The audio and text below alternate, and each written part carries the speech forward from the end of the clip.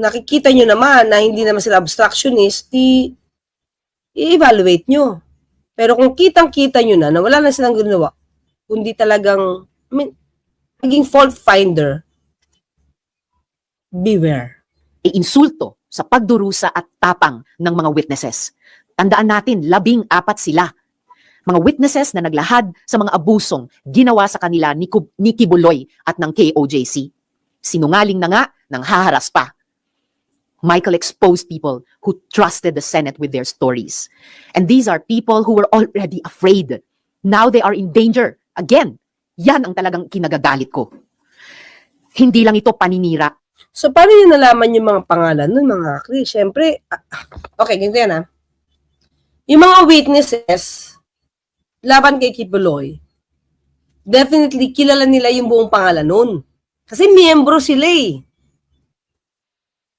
So, sinong pwede mag-reveal nun kung hindi ayaw ipa-reveal siyempre ni Senator Risa dahil sa protection?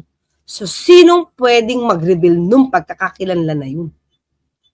Umaasa ako na may hustisya, sabi ni Billy McCoy, sa Pilipinas. Kasi kung iisipin natin si PBBM na ang Pangulo, pero madami pa rin sila nagagawang di maganda. Paano pa kung makaupo si Sara nilang Pangulo? Kaya dapat ma-impeach na yan. Diba? O, tandaan natin, si Pastor Kibuloy, sanggang dikit kay BP Sara. Sa mga Duterte.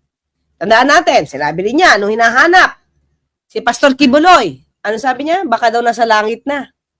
Nakipag-cooperate ba siya sa mga otoridad? Diba? Hanapin ko nga yun. Wait lang mga Claire.